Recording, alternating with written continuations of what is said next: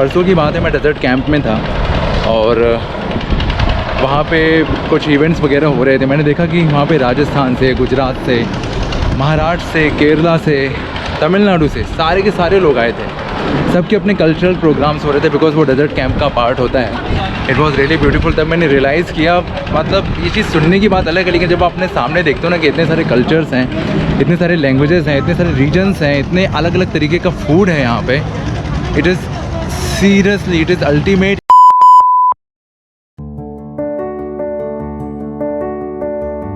इस हिंदुस्तान में मैं जितना घूमा उससे मुझे उतनी ही मोहब्बत हो गई। यहाँ के लोगों की वजह से, इनके डाइवर्स कल्चर की वजह से, इनके अलग अलग लाजवाब खाने की वजह से। और मैंने तो सिर्फ ये सुना था कि हमारे हिंदुस्तान में बहुत डाइवर्सिटी है, लेकिन अब मुझे देखने का भी मौका मिल रहा है। MK मावा वाला ये ब्रह्मा जी का टेम्पल है।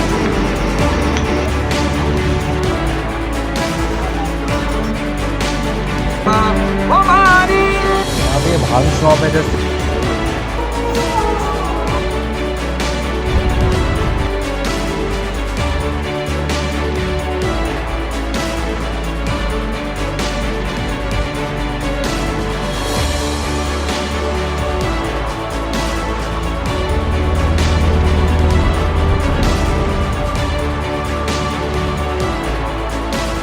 मुझे एक चीज़ बड़ी अच्छी लगी कि टूरिस्ट प्लेसेस में भी पेमेंट्स जो हैं डिजिटली एक्सेप्ट होती हैं। Otherwise most of the places में क्या आपको कैश ही देना है और फिर वो आपको टिकट देंगे।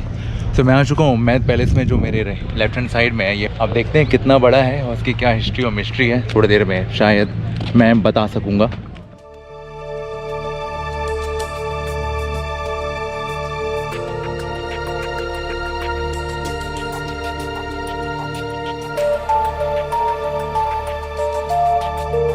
तो ये जो पैलेस है ये महाराजा उम्मैद सिंह ने बनवाया था। उन्हीं के नाम पे इस पैलेस को उम्मैद पैलेस के नाम से जानते हैं। और मैंने पढ़ा और यहाँ पे लिखा है कि ये जो उम्मैद पैलेस है आई थिंक दुनिया के बहुत बड़े बड़े पैलेसेस में से एक है।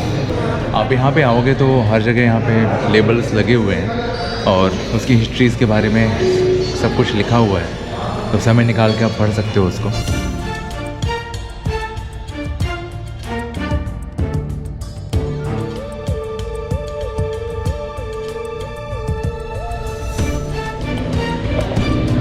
तो ये है उम्मैद पैलेस इतना बड़ा।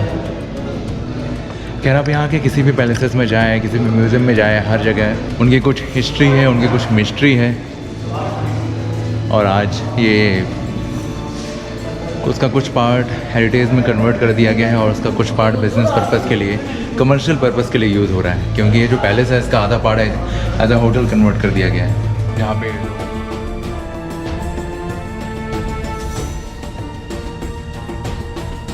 इस जगह को देख के ऐसा लगता है कि ये राजा जी का था कोर्ट। जैसे आजकल न्यायालय नहीं होते हैं, आजकल जिस तरीके से हाई कोर्ट, सुप्रीम कोर्ट होते हैं, उसी तरीके से ये था राजा जी का कोर्ट। ये राजा महाराजाओं के बड़े ताल्लुकात होते थे यार, पता किनसे? अंग्रेज़ों से। रीज़न बिंग इसलिए बोल रहा हूँ क्योंकि आधे से ज़्यादा सामान, चाहे यहाँ के ग्लासेस हों या फिर जो दरवाज़ा है, जो ब्रास का दरवाज़ा, वो सब लंदन वगैरह इधर उधर से आए हुए हैं। अब जिस रूम में मैं आया हूँ उसको कहते हैं घड़ी हाउस। इतने हज़ारों प्रकार की घड़ी वो मैंने ज़िंदगी में नहीं देखी है। हाँ, लेकिन हमारी जो धर्मपत्नी है, एक पुराने समय में एक घड़ी जो यूज़ होती थी वो आज भी इनके पास है और वो लगी है ये।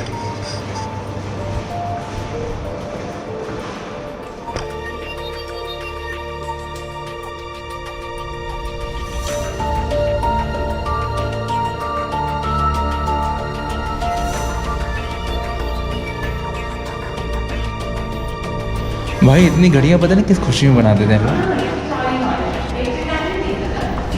क्या पता।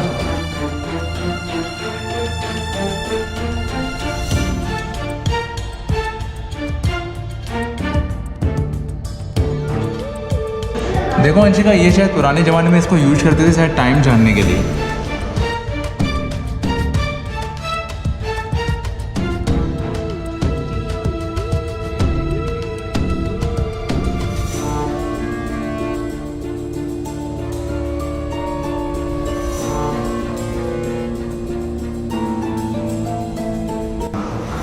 हारमोनियम तो भाई से बजाते थे, घड़ी पहली बार देखी मैंने यहाँ पर कि हारमोनियम में भी घड़ी फिट है।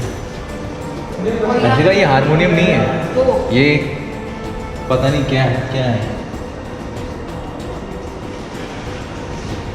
हाँ, पता नहीं किस तरीके से इसका कंस्ट्रक्शन हो, देखो ना अंदर पीछे मशीन है। ये हारमोनियम नहीं है, ये घड़ी ही है पर डिफरेंट टाइप का मॉडल है घड़ी का।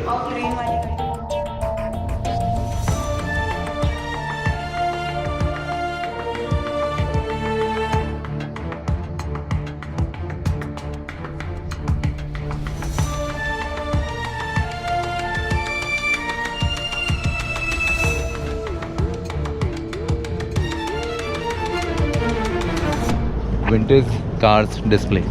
चलिए, तो पुराने ज़माने में कारें किस तरीके की होती थी उन कारों पे थोड़ा सा कुछ नज़र डालते हैं। पता है भाई, ये पैलेस और ये म्यूज़ियम मुझे एक पहला टूरिस्ट स्पॉट मिला जहाँ पे वॉशरूम इतने क्लीन थे, बहुत क्लीन थे वॉशरूम। यहाँ से बहुत प्यारा व्यू आता है यार इस पैलेस का।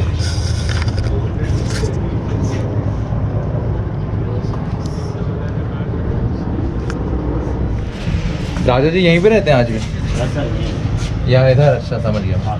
और ये पैलेस है? हाँ, ये होटल है। होटल है, राइट। तभी इसलिए इस प्रमाइसेस को इतना क्लीन करके रखा है। क्योंकि मैं नॉर्मल जितने भी टूरिस्ट स्पॉट घूमा और जितने किले विले घूमा ना, उतना क्लीन नहीं था जितना ये क्लीन था। अब ये कार्स आपको बाहर से दिख रही है या नहीं दिख रही है वो मुझे पता नहीं। ये है मॉरिस कवर।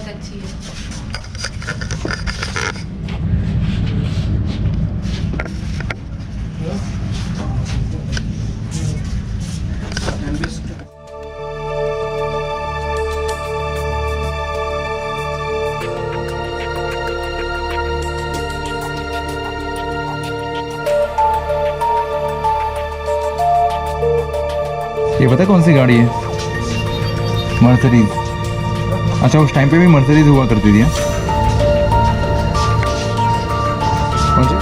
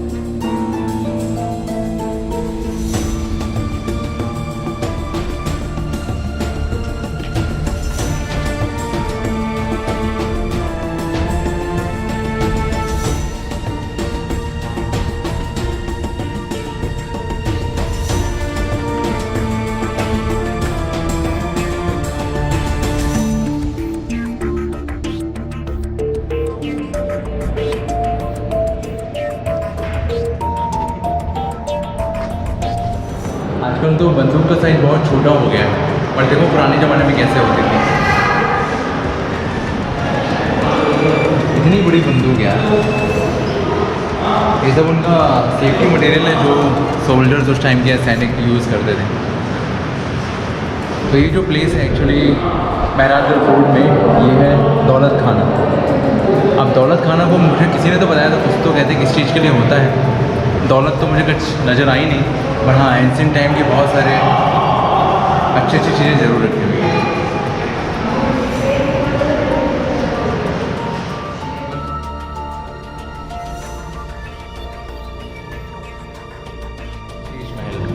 तो ये एक्चुअली शीश महल। मैंने किसी से पूछा कि शीश महल का यूज़ क्या था, तो मुझे बताया गया कि जो शीश महल था वो राजा महाराजा उन्हें पूजा करने के लिए यूज़ करते थे। और इधर साइड में अगर आप देखोगे तो वहाँ पे उनके बच्चों की या उनकी कुछ पोशाकें, राजपूताना पोशाक वगैरह रखी हुई है। राजा की भी पोशाक है, उनके बच्चों की भी पोशाक है, उनकी पत्नी की भी पोशाक है।